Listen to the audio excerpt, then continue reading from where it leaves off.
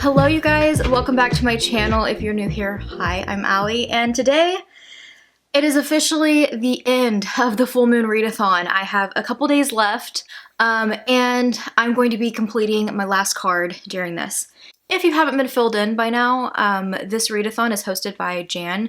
You guys should go check her out. I will have her channel linked below once again, and a huge shout out to her. I've had such a fun time with this readathon. It has been so much fun reading for these prompts and also the activity prompts, and so I know I'm going to have a lot of fun with this one as well. You can check out her video, or you can watch my past 3 videos at this point. I completed the mummy card in my first video and kind of talked about the full moon readathon a little bit more in detail there. I then read about clowns and completed my clown card. And in the last vlog, I completed my werewolf card and had a lot of fun with that one as well. So you guys should go check out that video and my wrap up on that. For this video, I'm going to be completing the Raven, and I originally was going to be starting with the Raven, so it is really funny how my plans just changed so like last minute, and it is now the last one that I'm completing. But I am really excited because I have a little stack here, and I say little, but a couple of the books are a little thick, and I'm hoping that I can pull this off within the next few days. But we're gonna make a dent in it today. So first things first, let's talk about prompts. So the Raven prompts are classic, book, poem, or short story, and then a book by an author you love, and then the activity prompt is take time to journal. So I am definitely going to be journaling and trying to catch up on my journal for the next few days, if that's going to be possible. I might just have to skip ahead and just do, for this readathon, maybe like a spread or something, but we'll get there. I actually just last night went through a bunch of my scrapbooking stuff, so it's like perfect because I use that stuff for like journaling. Perfect. I should be somewhat ready for that. And at the beginning of this year, I fell into a black hole that was Edgar Allan Poe's work. And I just got sucked in for, I kind of sprinkled in a couple of his, stories in January and in my February reads. And then in March, I was gone. I was just like mainly reading Edgar Allan Poe and nothing else. I was sucked in. Sat down for this and I was like, the Raven, I have to read some more Edgar Allan Poe because I originally was going to have that video be a 2-part and come back and read some more of his work and some retellings. So I'm turning today's video into that. But when I tell you guys, I sat down with a brand new stack of Post-it notes, and I told myself, because I checked out this book from my library. This is Edgar Allan Poe's complete tales and poems, so literally everything he's written, it's in this book. And I told myself, I'm going to take these Post-it notes and I'm going to go through this book because in my phone I have it highlighted which Edgar Allan Poe books I still need to read. I highlighted which ones I have read. So I was like, I've already made a huge dent in his work. I'm not gonna have that many. I used the whole thing. I have all of that. Realistically, I'm not gonna get to all of this in this video. I'm just gonna be very upfront about that. But this is a back burner plan that I'm going to have because I have my days planned a little strategically. So today, I'm going to be jumping between these 2 books right here. Shout out to my library who came through on all these books for this prompt. Or for this card. I have the Edgar Allan Poe stories and poems, the illustrated one, and there's only a handful in here. You can kind of see which books are, or which stories are included in this one, but they're all illustrated so beautifully. It's absolutely insane. I'll show you guys some sneak peeks as I'm reading those stories. And this is just going to kind of refresh my mind on some of them because if you didn't know, this came out, I feel like a few years ago. 2019. This is edited by Dahlia Adler, and this is His Hideous Heart. It is 13 of Edgar Allan Poe's most unsettling tales reimagined, including the original tales. So the back half of this book is all of his original 13 tales, and that includes quite a few. You can kind of see on the back of this book the names of the authors who took on the stories that are below their names.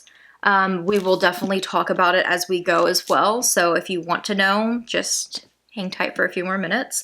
But yeah, I am super stoked to be starting this. I actually read the first one this morning already, so I'm great to just jump right on into it. I am going to be, if the story is in this one, I'm going to read it first just to refresh my memory, but I have already read 12 of the 13 that are in this book of like the original tells. I think the Oval Portrait is the only one I haven't read out of the 13 of his. So I am going to pause when I get to the Oval Portrait one and read Oval Portrait first, but then go back and read the reimagined tale. But all the other ones I'm looking at, and I might have to... I like having this because it's going to refresh my memory a little bit on some of them if I've forgotten anything. But with the first one, I did pretty good remembering, so I don't think it's going to be too much of an issue. But yeah, I'm excited to read these 13 reimagined tales, and, you know, reread some of them that are in this one today. And then I'm going to try my hardest to get through as many as I can of this today, if not almost all of them, because towards the end, I think the second to last, The Fall of the House of Usher, and then the reimagined tale of that. And I thought, what better way to detour out of this into What Moves the Dead, which is by T. Kingfisher, and this is a reimagined retelling of The Fall of the House of Usher. And I still have not read the next one in her, what is it called? Something Soldier, which is this series, but I haven't read the second book in this yet. So I kind of wanted to refresh my memory because it's been a minute since I've read this. And then that means in an upcoming video or just in the upcoming months, I can pick up the second one and finally read it. So yeah, my little Fall of the House of Usher detour. And then my last day, I'm just gonna deep dive back into this book and just read as many as I can. I kind of want to hit up some of his longer ones, like the narrative of Arthur Gordon Pym of Nantucket, because I know that that one is like more of a novella versus just short story. I also want to read through poems, make sure that I've hit all of those up because I'm pretty sure I've already read all of them, but I do want to double check on that and make sure. And then just start tackling these post-it notes. And you guys may see me reading Edgar Allan Poe in upcoming videos as well, because I'm just going to try to fit it in where I can. I've got to finish his work. I wanted to accomplish this year, so it's going to have to be done some point this year. So why not start and get back into it now? But yeah, that is the plan for today. But I did start and finish my first reimagined tale today, so let's talk about it really quick. Metzengerstein. I feel like I cannot say that properly. But the main character of that short story's name is Frederick, which is also the oldest Usher child's name. So that's where they get his name as well. So there's a couple tie-ins with that short story, and I did read it, and I gave it 5 stars. I loved this short story. It's about, I think it was in Hungary, and it's about 2 rival kingdoms almost, kind of like they're rivals, but all of a sudden, mysteriously, one of them burns down, and the other one, I mean, he's looking at pretty suspicious. Like, he'd had to have done something right. People are kind of like thinking he's pretty sus. And then in their stable, a horse that is like, I mean, it's called like a demon horse, just shows up one day after this fire happened. The descriptions and everything of the story was just so cool. I loved how it ended. It was just exactly what the story needed. And it's one of those just like creepy, eerie gothic tales where you just don't really know which way it was gonna go, but I like the way it did, I guess. I don't feel like I should give it away. But so the first one in this book is one that I read in my Edgar Allan Poe video earlier that I mentioned. The original tale is the Metzingerstein, and I gave that one, the original one, I gave 5 stars. The reimagined tale is She Rode a Horse of Fire by Kendare Blake, and I actually rather liked this one. I don't think it's a 5-star for me. I think I would land more at 4 stars, but I like what she did with it. I like that we still have a little bit of that like rivalry kind of going on. I like that we somewhat have the horse mentioned. We definitely have bits and pieces of the original tale. I would have liked it to be a little bit more gothic, a little bit more along those lines of what I got from the original, but there was kind of a more like current twist on it, talking about turning the stables into a garage for his mini cars, and those type of things kind of fell a little bit flat for me, even with it being a retelling. I kind of would have liked more of those like gothic vibes and maybe keeping it an older, like the time, I guess, period older, but nevertheless, it was a good first starter book to jump into, and it was only like 20 pages, and I really enjoyed it. I also read the quick note, the introduction from Dahlia, and it was really good as well. I definitely recommend reading that before jumping into your book if you pick this up. And then I took a little side quest into the illustrated book because the next story imagined in this book is the cast of Amontillado, and so I knew that that one was in this. So I reread that in this story and was just reminded again about how horrifying that story is, and it's all about keep your friends close but your enemies closer, and this guy who leads this other guy on a quest of promising him Amontillado, which this book explains perfectly, a measure of wine more than 100 gallons. So he's leading this guy on a wild goose chase over this Amontillado, which is a huge 100 gallons of wine. I mean, it would lure me in too, to pretty much trap him. So I'm super excited to start It's Carnival by Tiffany D. Jackson, which I just recently read her The Weight of Blood, her retelling of Carrie, and it was phenomenal. I gave it 5 stars. I absolutely loved it, so I'm super excited. I did forget to mention if I've read from any of these authors, and I will say this is YA. So it's gonna be hit or miss for me. You guys know. If you watched my clown video for this readathon, you know YA is very hit or miss for me. I DNF'd YA in that video, but I also loved a YA in that video. So it's very hit or miss, but looking over these names real quickly, I don't think I've read from any of these besides Tiffany D. Jackson. I'm excited to read from some new authors during this video as well. But yeah, that is my first check-in. I will check back in a bit whenever I have finished the It's Carnival and let you guys know what I think of it compared to the cast of Amontillado.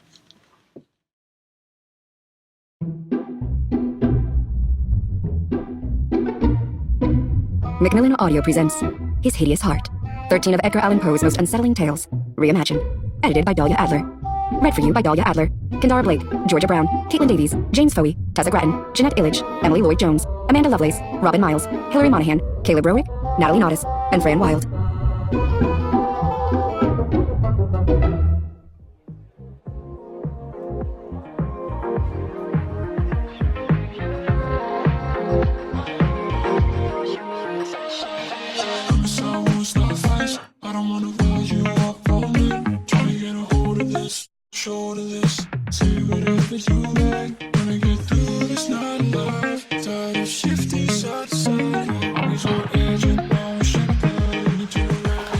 Little check-in. What I want to just point out so that I do not forget, is I love how diverse this is so far, author-wise, who are then bringing different cultures into the stories, which I think is so fun and so cool. And I'm loving that about this book so far. But since I left you guys, I know I talked about rereading Cast of Amontillado, and this one, and kind of what it was about. This retelling was just spot on by Tiffany D. Jackson. So its carnival is like what is going on. It's like a festival that happens every single year, and this is a retelling on it with the same type of like keep your friends close but your enemies closer type of ordeal, but in a sense of this being a revenge, almost like female to male revenge, so like a relationship type of revenge, although I wouldn't say it's like relationship, if you know. Pretty much this crummy guy has just been god-awful to this girl, and this is her ultimate revenge, and I love that. I love the good for her tropes and the revenge tropes so much. Feminine rage, female rage, that in books gets me every time. A good Carrie story, a good... oh, there's so many. But I just absolutely loved this one. I could definitely give it a 5-star, and it ends just like the cast of Amontillado, which I feel like gives away a good biggest part of what makes the overall story and retellings like so good, that I feel like you need to just kind of go into it without knowing that detail. But it really is what like brings the story together and makes the story the creepy story that it is, and it just makes it so good. I loved that retelling. Then the next retelling is on a poem, Annabelle Lee, which is such a beautiful poem. If you have a chance, you guys would have seen the pages from this book because I got to read it and that again, and it's just so beautiful. I loved the incorporation of that poem into Mike Flanagan's Netflix series as well. It was just done so well. Night Tide by Tessa Grattan. This is another kind of like tragic, sad story that really plays into the Annabelle Lee poem, which is beautiful but is very tragic and sad. But I liked the twist that was put on this one, with it being kind of like a story on homophobia and like these two girls who have fallen in love, but it's like a forbidden love, and one of them passing Annabelle, and like the other girl grappling with that and feeling like she cursed it because she's been told like this is forbidden, she shouldn't, you know, love another girl. So it's just another heartbreaking element to add to it, and I do think it was really pretty. I think I would give that one a 4. Love the elements of it that are from Annabelle Lee poem that she included, especially the ending.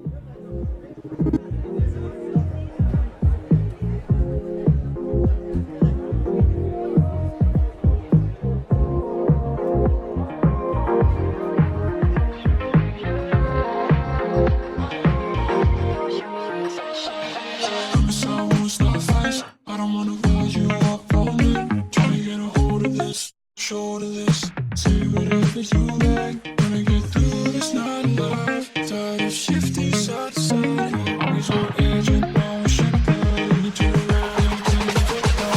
Yeah. Someone stay a while. Give me all your attention, shapeshifter. This is all it all. Give me all your attention, shapeshifter.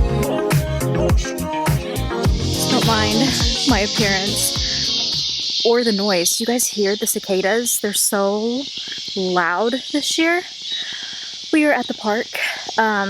My cemetery is right there that I normally walk, but we walked over to the park, which is behind us. We're leaving now, so I thought I would do a check-in with you. I'm gonna make it quick because it's so loud, but I've mentioned I'm doing 100 Days of Halloween Happy challenge on Instagram, and today was out and about. So I was like, I've got to get my butt up and I got to get out, and that's part of the reason why I love the whole challenge in itself, is the days that it actually does challenge me or makes me get up and go and do something exciting, even though maybe today I probably didn't feel like it because of the lack of sleep. But yeah. We had a little bit of a park afternoon, and I read my next story. Oh my god, they're so loud. I read my next story in this book. It was a retelling of The Pit and the Pendulum, which I love. I can't remember if I gave that one 4 or 5 stars. I want to say 5 though, and it just so happened to be another one in the graphic novel, so I got to reread it. And then I jumped into The Glittering Death by Caleb Roerig. I might be saying that wrong. I did listen to the audiobook. I found out that the audiobook is a full cast, and it's really good. I'm enjoying it so far. It is a take on The Pit and the Pendulum, but completely different. This is about kind of the same idea of somebody being trapped, but his take on it was to make a serial killer that's after young women and targeting them, and the accounts of one of them being kidnapped from her work and being held, and kind of the insanity that you feel being trapped and in a tight place like that, kind of like in The Pit and the Pendulum. So anyways, there's a lot of references to it, and I really enjoyed it, but it was the first one that's been pretty different compared to the rest when it comes to retellings.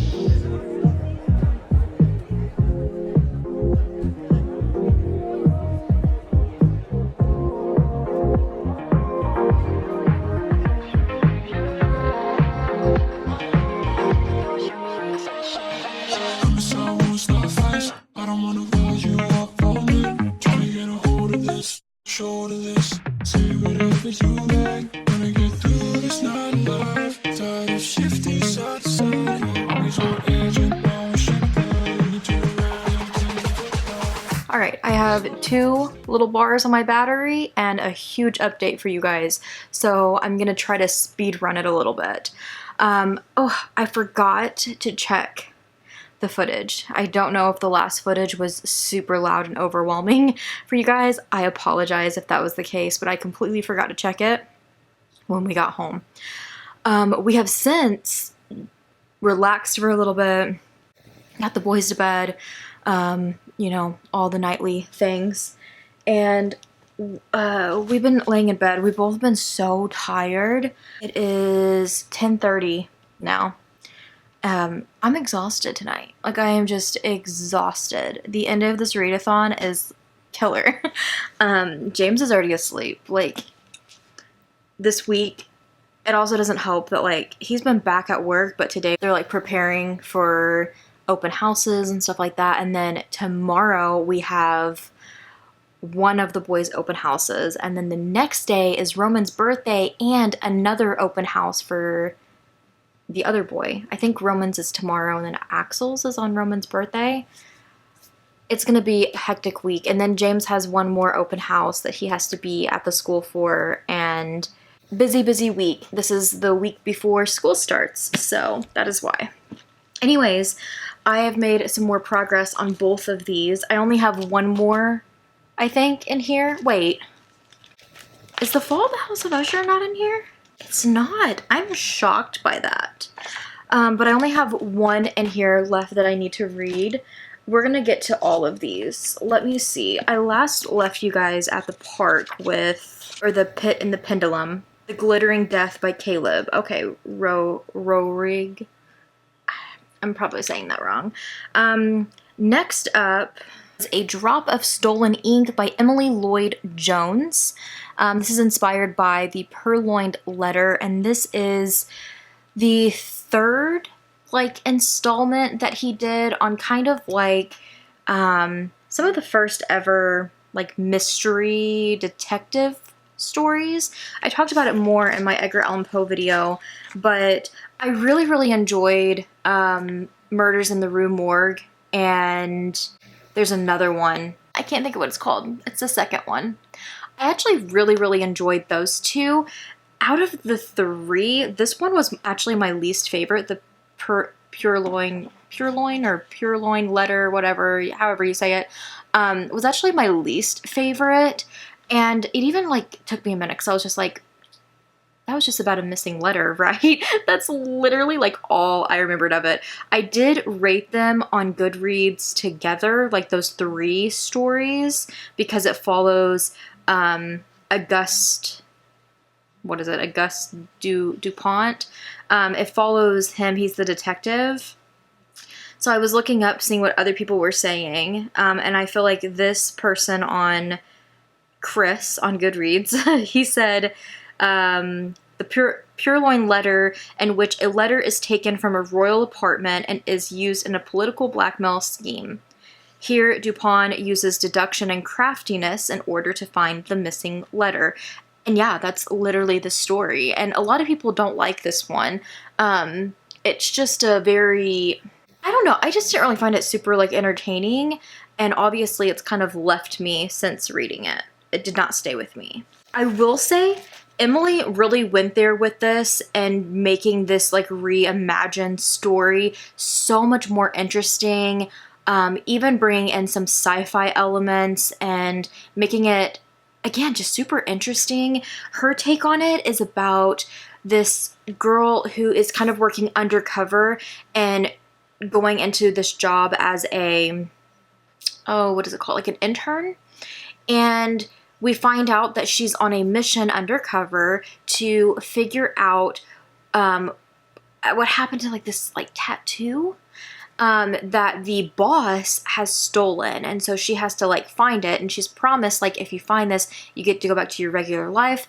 And we've just kind of realized that this is kind of futuristic. People have their IDs on their skin where you have to scan, so it's they're chipped almost, you know? A lot of futuristic things are mentioned, cars being programmed to drive by themselves, and I mean, I get we have some of that kind of stuff already, but it's just has some of those different elements of it that you wouldn't expect from I guess a retelling of Edgar Allan Poe, but it was super interesting. Not really my cup of tea. I just kind of was taken out by it some because I was just kind of this isn't really what I would want from a reimagined or retelling from Edgar Allan Poe. I feel if I was just reading the short story in another collection, I'd be this is pretty interesting, you know, not bad. But I do think it's a 3-star for me. I think that's where I would land with it. His original, the original stories as a collection, I gave 4 stars, but that was mainly to Murders in the Rue Morgue in the second one, and not really the Purloin Letter. But, anyways, I do think it was really interesting. You have a little bit of a mystery there, and there's friendship and friendship or friend to lovers type of story kind of going on within it too, which was really sweet. But besides that, I just didn't really vibe with it, I guess, as much as some of the other ones. Next up was Happy Days, Sweetheart by Stephanie Kewen. I'm sorry if I'm butchering all their names. This one was inspired by The Telltale Heart, which is one of my favorites Oh my gosh, 5 stars. If you read any of Edgar Allan Poe's work, I always say The Raven. It's so good. But I also love The Telltale Heart. The Black Cat is amazing. I like the really dark ones. What can I say? I do like the cast of Amontillado. And I also really, really love, I want to say one of them is a short story and the other ones are poems, but it's the Tredon, or however you say that. It's the 3 stories together. There's like, it has like Berenice or Morella, and is it Ligeia? Was that right? I'm drawing a blank, but anyways, those 3 are really good as well. Anyways, back to this one. So this is a reimagined one of The Telltale Heart. The Telltale Heart is in this one, and the illustrations are just mind-blowing how good they are.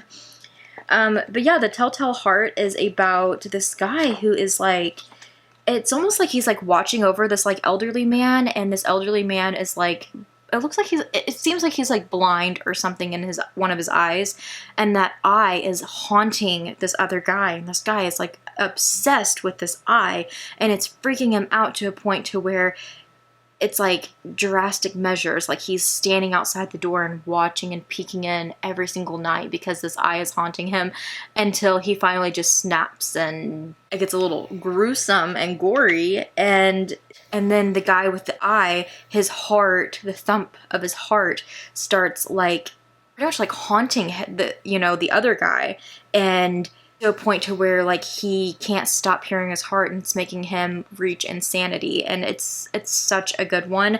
And Stephanie also didn't come to play when it comes to her reimagined tale, because this story was so good. I feel like it was an amazing retelling or reimagined tale, because I feel like she really stuck to the bones of this with having it be a story that could lead up to the same type of ending, which was incredible. But her take on it was making it a little bit more modern. We follow this girl who is an overachiever, and she is brilliant and intelligent, and she's really striving in college, and like she wants to be valedictorian, she wants to be, she wants all the honors, and there's this white man who is getting all of them, and she's like, I feel like I'm just being,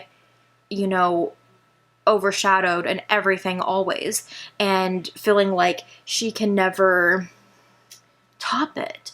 And then she's like, well, if you can't beat him, start sleeping with him.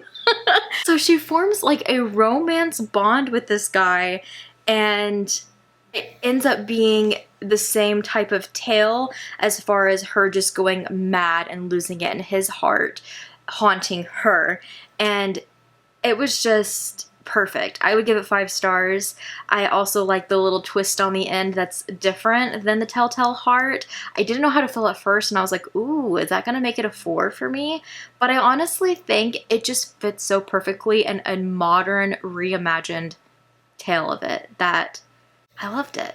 Next up was The Raven, and such a good poem. I love it so much, and the page of it in this is so beautiful. It's at the very end of the book, so it's kind of like a dedication at the very end of it. We have this page which shows Edgar Allan Poe's grave with Nevermore sitting on top of it, and that's so good. But this whole illustration is like Edgar Allan Poe and Nevermore together, and it's so good. I think, yeah, if you can pick up the illustrated copy, you should. It's so beautiful. Obviously, it's a 5-star poem for me, but so is this. This is so cool. This is a reimagined The Raven. It's actually just called The Raven Remix by Amanda Lovelace, and it's pretty much just like that blackout poetry where they've taken the Raven poem and they've blacked out words so that it just reads a little differently, and it's just so cool. Every single page is that way, and it just makes it into a very, very short, honestly few sentence poem that is so beautiful and taken from something that's so dark and dreary and turning it into something that's just short, sweet, to the point, and beautiful. I really loved that. I liked that little touch to it. I think that was incredible. And lastly, you guys, one of the stories in this illustrated book is not a retelling, or it's not like one of the 13, and it's The Bells. So I did go ahead and read it. I've read it before, but went ahead and read it again. It's kind of just like a terror tale on the sound of the bells and how they can be like melancholy, and they can be very haunting sounding. And, you know, usually when you think of like bells, you think of like, I don't know, I think people, the average person would think of like wedding bells or church bells, or God, the saying, when you hear a bell, an angel gets its wings, and stuff like that, where Edgar Allan Poe takes it to the next level and turns it into like the sound of the bells being like torture. That's a good one though. But yeah, I am going to take my makeup off. I'm ready to like really relax. So will I check in again? I don't know tonight, but I have made it 7 in, which isn't terrible, but I was hoping to have quite a few more done. So I am thinking about continuing. I am kind of getting to a point to where I only have one more detour with the illustrated book, so I do think it's going to start going a lot faster. I may actually sit here and read the next one. Challenge myself a little bit. This next one is Changeling by Mariki. Hold on. I don't want to keep mispronouncing their names. Marike Nijkamp. And this is a reimagined tale of Hop Frog, which I have also read. I want to say I gave Hop Frog about 3 stars, and let me see, I'm going to look it up on Goodreads. Yeah, Hop Frog and his friend have been captured by one of the king's generals and brought back to the king as servants. Hop Frog serves as a jester to the king, helps to plan and decorate for social events. Oh, and then his friend helps to plan and decorate for social events. She is also forced to dance for the king and his court. Both Hop Frog and her are dwarfs. The king and his ministers enjoy laughing at and abusing Hop Frog. Even his name is the result of their making fun of the way he walks. When the abuse becomes unbearable, Hop Frog devises and carries out an ingenious but horrific plan of revenge upon the king and his ministers. I do remember that. It was so sad because the way that they bullied him so bad, but then you get like that like revenge story in the end that I didn't like dislike it, but it still wasn't really like a favorite for me. It was just like very jarring. I remember some of the things that were like said about him. It was just really sad. That means I'm probably about to get a reimagined tale with probably bullying, but with a revenge. So I am going to jump into this one, and then I'll be back in a minute to fill you guys in.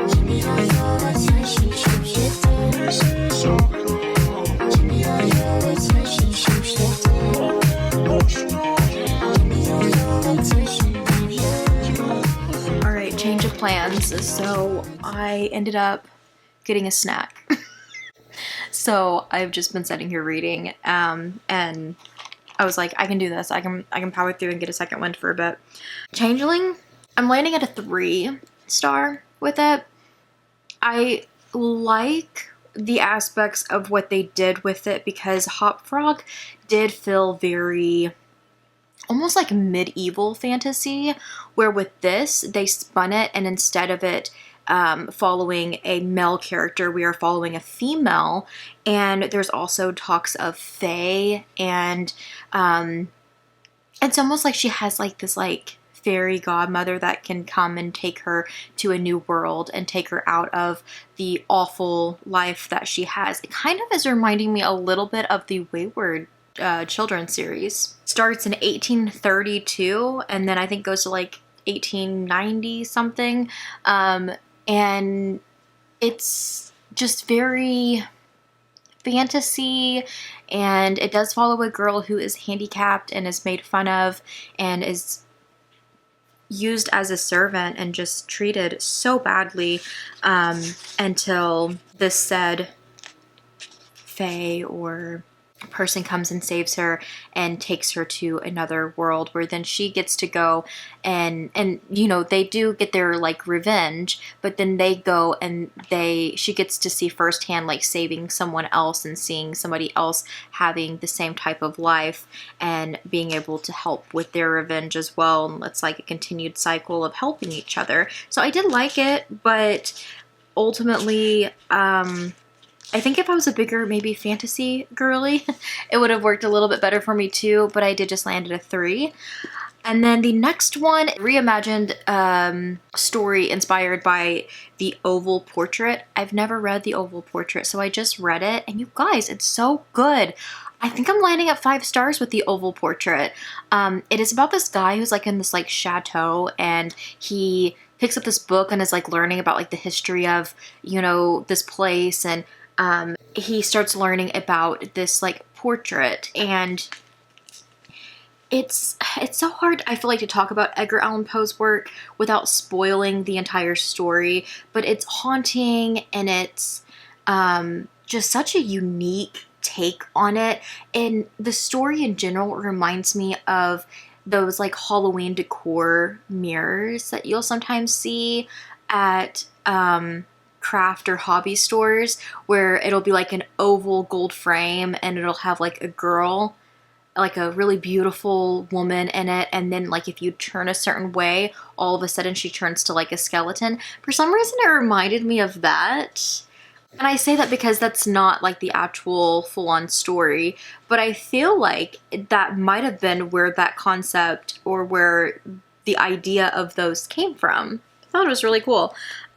You guys may have already known that even, and I could just be dumb, but that's exactly what it reminded me of. I really liked it. And then I went into The Oval Filter, which is by Lamar Giles, and this is the one that's reimagined and inspired by The Oval Portrait, and I do really like what he did with it. It's reimagined as like a modern take. It's about a guy who is playing, I want to say football. I kind of tuned out a lot of the sport talk, I'm not gonna lie, but he is currently in like a rehab for his ACL that he strained, not tore. And he's having to do like ice baths and just physical therapy for it. They're kind of fighting with him a lot, trying to get him to like stick with it. And then he's like scrolling on his phone, like on Instagram or something, and he comes across a picture, this oval picture of his ex-girlfriend who died 4 weeks ago. And it's kind of like her case was like a cold case. So in this story, we are kind of like told the story of like what happened to her. It's haunting as well, and I feel like it was a really cool take on it. I just think the modern, which I get that this is reimagining, and like, you know that they're going to do a modern spin on it, and I think it does work for some, and then some I'm just like, just feel like if it just stayed haunting and gothic and just, it'd just be amazing. But I think with this one I'm also landing at 3, just because I wasn't as much of a big fan of the more modern take on it, but I do think it was still a really fun one, and I enjoyed it quite a bit. Now on to Red by Hilary Monahan. This is inspired by The Mask of the Red Death, and I do think that is my last one that I'm going to reread, and this one, and then this book will be complete. So I think I am going to do that tonight. It would be really nice to have that complete and have this one read, but after that, you guys, I'm not sure how much more. I don't know, I'm so close. This is all over the place, but I promise this is the last time you're going to see me tonight. I told myself I wasn't going to stay up late tonight because I've been staying up late every single night, and now here I am after midnight again. This book, it's so good, you guys. I'm enjoying myself so much with this. So I did read Red. This was the one inspired by The Mask of the Red Death, and The Mask of the Red Death is about Oh my gosh. I believe I gave it 4 stars. I kind of felt like their take on it was very, almost kind of like Mike Flanagan's from the show, very like modern. It also involved like a club, and in the Edgar Allan Poe story, we have this like prince who is kind of like thinks he's better than everybody, is all about the riches, and it explains like his palace or mansion, castle, whatever, and this like party and stuff that he's having. He's very like untouchable, very pretentious and like arrogant, and he is greeted by the Red Death, which is a like dangerous plague going around. I feel like it could be like a really good take on like COVID times, when like there's literally a pandemic and a virus going around, yet everybody's still getting together in these large groups and hanging out and having parties and stuff like that, and not thinking about the consequences of their actions. Very much so that type of story. And I really like the original. It is beautifully done, and the illustration, of course. So I have officially finished this. 5 stars. It was incredible. I think it's just another fun way to experience and like vividly see Edgar Allan Poe's work. But Red in this is very much, like I said, kind of like Mike Flanagan's and his show The Fall of the House of Usher on Netflix. It is very modern. It's this girl who is going to this club, and it's kind of like she's granted access, and we don't really know why, but it's kind of like this eerie foreshadowing that she's something different. And upon going to this club, which I think was called Prospero, which the prince's name was Prospero in the original tale. The club is called Prospero's, and she is, I guess she goes to like the Duke, and I don't know if his name is Prospero. I don't know if I caught that or not. But anyways, once she gets to the Duke, he's very arrogant and just like, why are you here? And like is like grabbing her, and kind of takes on the same tale of if you're going to be arrogant and just nasty and have just like a nasty attitude, like it's kind of like Karma's a bitch, you know. And in this case, our main character was that Karma. I do feel like there was like a kind of like a sci-fi also twist there. It was interesting. I think I would land at a 3 or a 4 for it. Then we have Ligeia by Dahlia Adler, who edited and put this all together. I know I talked about Ligeia earlier, is a part of that like with Morella and Berenice. And if I'm remembering correctly, I think I liked both Berenice and Morella better than this one, but it was still like such a heartbreaking tale on this story of this man who married the love of his life and was just absolutely consumed and obsessed with her, and then loses her, and she dies. She becomes ill and dies, and then he almost is like moving on and trying to find love again, but he's so obsessed and consumed with his wife that he lost that it's like he sees her in the new woman. I'm not saying that that's okay, but that's the whole concept of the story, is just being so haunted with the images of her. And it's kind of like Katy Perry's Thinking of Him or Thinking of You. It's kind of like that. He's so consumed with, you know, the one, his soulmate. Although he does like the person he's with now and, you know, wants to be with her and stuff, it's just like he's still so in love and obsessed with his late wife that he sees her and the new one. And it's a very like heartbreaking tale. Ligeia, I think is how you correctly pronounce this one, by Dahlia Adler, who is the one that edited and put this bad boy together. She did the reimagined story on this one, and it was modern once again. You have this girl who was madly in love, and from the sound of it, they are quite a bit younger. They're like in high school, but she was madly in love with this girl, and her girlfriend died of cancer. Just like the original tale, she was so consumed and so obsessed with her that when this new girl, Roberta, comes along, she starts, you know, my heart is for you, Ligia? My heart is for you, but like my body still wants, I think was one of the things she quoted, and it was about moving on and being with somebody else, but still being obsessed and in love with the one that you lost, to a point to where she wants her new girlfriend to wear the same orange scented perfume. She wants her to wear the bold red lip like her, and she finally like talks to her about her past and about her, you know, last girlfriend. And it's just a heartbreaking tale too, and like your heart breaks for them because it's such a massive grief that there is just people who can't move past that or move forward with that. And so that is so sad, but then it's also so sad for like the people who kind of get intertwined in that relationship and to constantly be compared or looked at as that person. It's just a very touchy and hard thing to like, I feel like, even as a reader, to consume, even in fiction. I did land at a 3 with it. I feel like there was elements of it that I could have done without.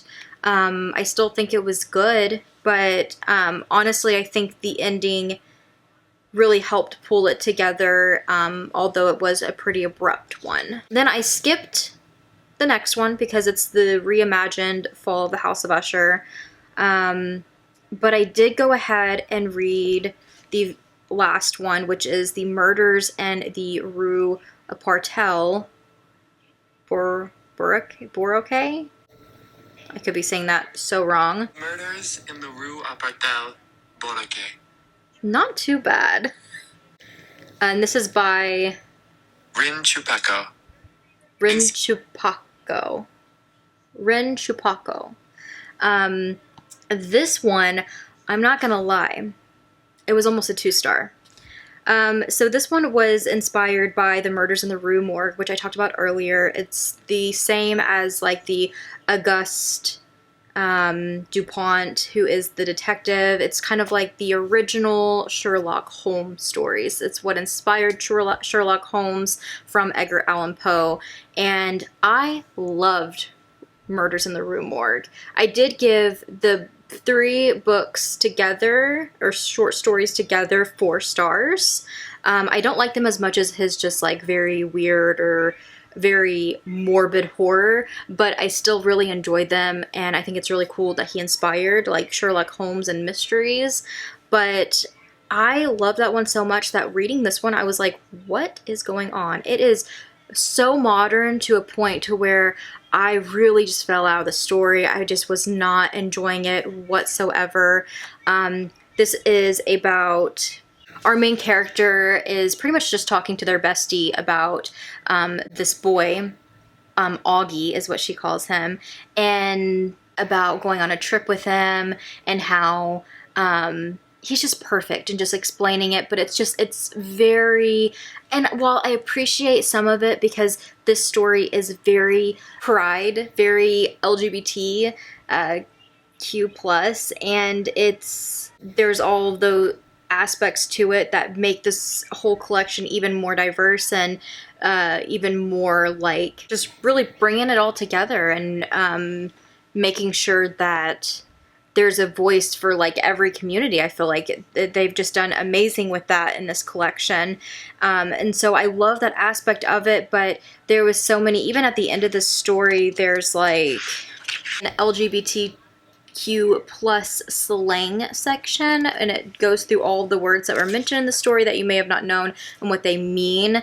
And although I think that that's really cool concept, and to definitely bring in more a modern take like on relationships instead of just sticking to the same old straight story, you know. But I feel like so many authors in this have already accomplished that. We've had the same-sex relationships. We've had, you know, that throughout these stories, and it's flowed very well. It's been beautiful, where this one was very over the top. And I just think it really took me out of this being a retelling or a reimagined story, I guess.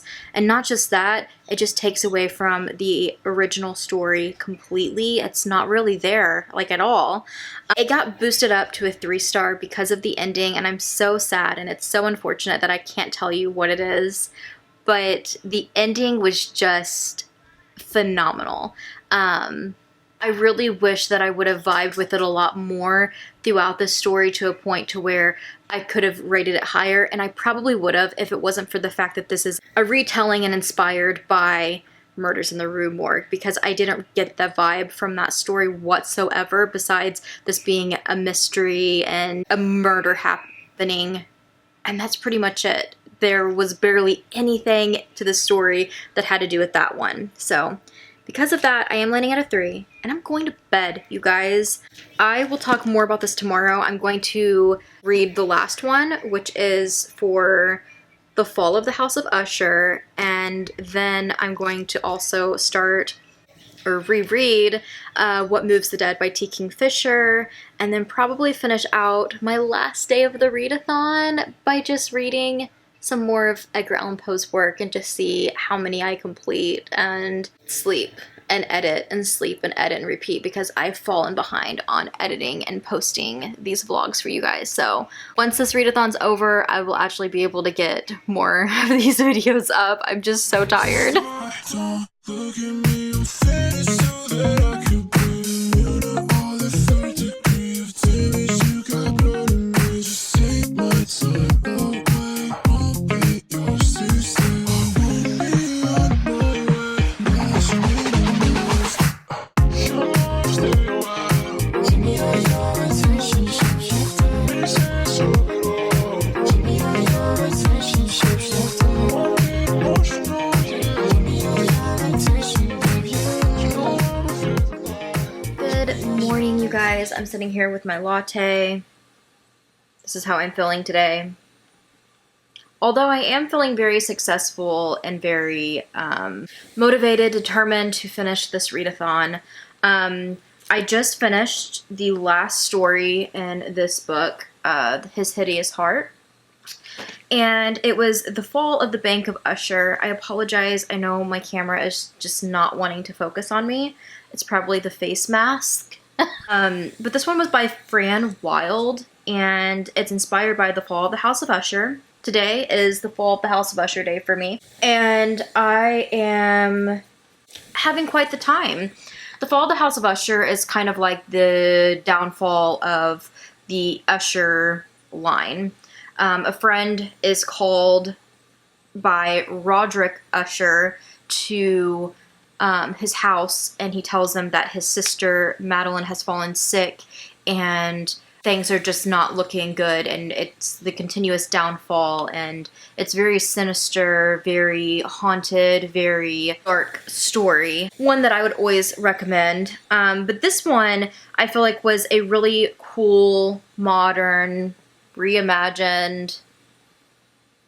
I am exporting my clown video finally. I'm so behind on getting my readathon videos up. Ugh. And I've been like editing my templates like as I edit the videos, so like I haven't shared those because I'm not done editing. Why is this not focusing? Anyways, this retelling is very modern. We have AI technology, and we have these twins who go by Rick and Mad, which I thought was really cool. And they are not only orphans, but they now are trying to just make it in life, and they are hackers. It starts with them like hacking into a system to rob it, and then they go to the house that they are supposed to hack, and they're introduced to, like, I guess the guy who owns the house, and tells them like, if you hack it, we'll offer you like a job here. If you don't, then we're going to turn you into the police for all of the things that you've done. And from there, it just spirals into the downfall, once again, of the sinister house and system, but again, very AI technology. But I actually really liked it. I felt like it was still dark to an extent, while still being modern. I would probably give it 4 stars. I still don't think it's a 5 just because, again, I kind of am having a hard time balancing if I really like so much of the modern aspects for these retellings, but I did have a fun time reading it, and I like that there was fungus included, and I think that's going to help swing me right into What Moves the Dead by T. Kingfisher. I have read this before, like I've mentioned. I can't remember what I rated it. I don't know if it was a 4 or a 5. I will have to look it up on Goodreads, but I'm excited to dive back into this one. My final thoughts on His Hideous Heart, because my camera is irritating me so bad, is I like how diverse this is between not only the authors, the stories, the characters. I like that we have our LGBTQ plus community scene. We have BIPOC authors and stories, and a little bit of a mix of modern retellings, but also other just dark, I feel like, cool retellings as well. So with this book, I had all 3, 4, and 5 stars. Honestly, probably one of the best anthologies I have read in the past couple of years when it comes to my ratings. Okay, since I'm pretty sure it's literally just the lighting with this face mask on that is not letting my camera focus, which is wild, I had to move you guys. But like I was saying, I have all 3, 4, and 5 stars on this book, and honestly one of the best anthologies I think I've read. So many amazing authors in this book for sure. Ended up with 5 3 stars, 5 4 stars, and 3 5 stars. Because of that, I usually try to rate the anthology as a whole on the most stars given in that like category. So since it's a tie with 3 and 4 stars, I'm gonna say it's a 4-star book because I did have 3 5 stars as well, if that makes sense. In my mind, the logic makes sense. So 4 stars. I'm going to go ahead and start What Moves the Dead. Get this off my face.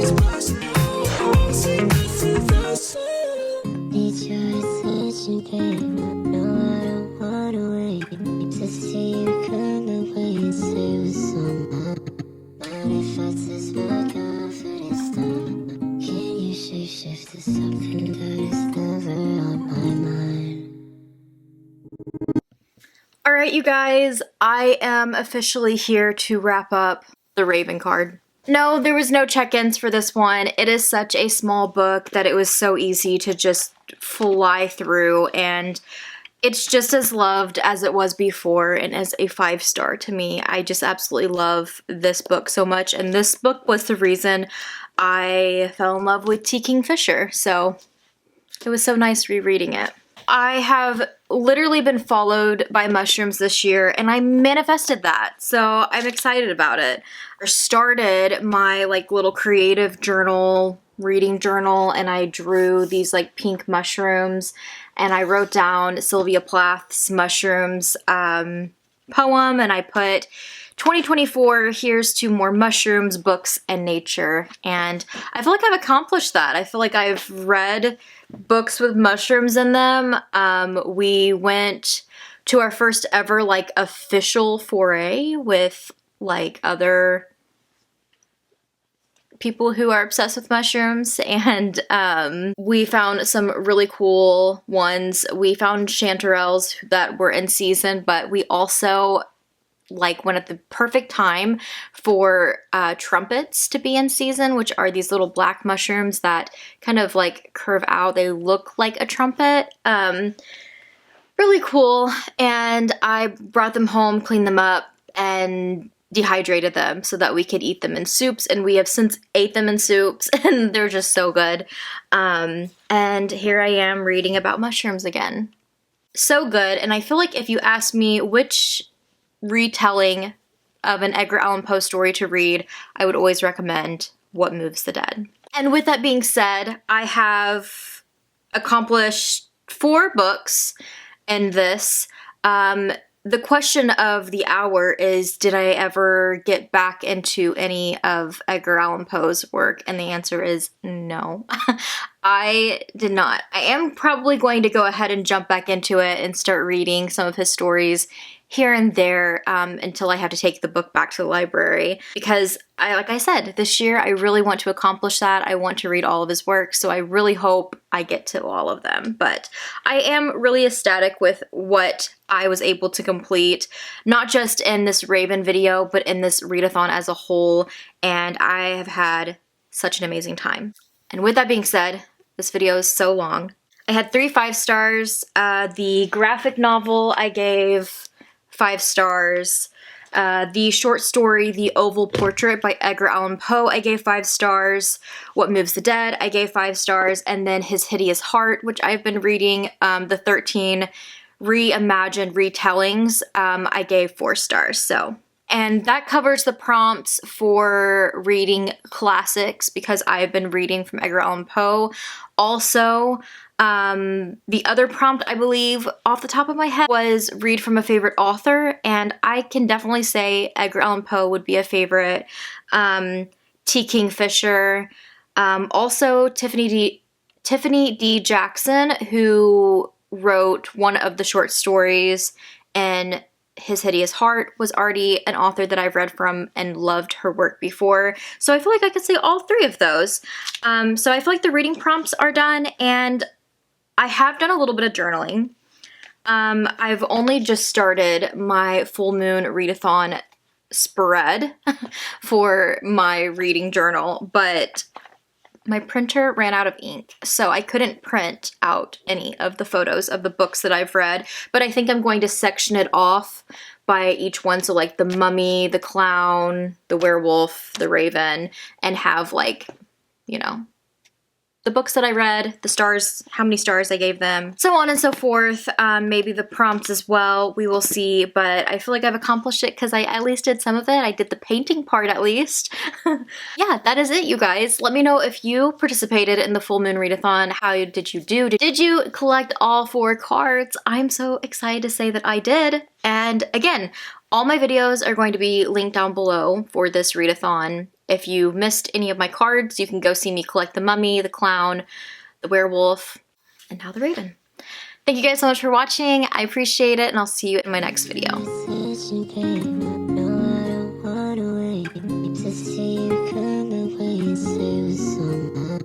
Manifests as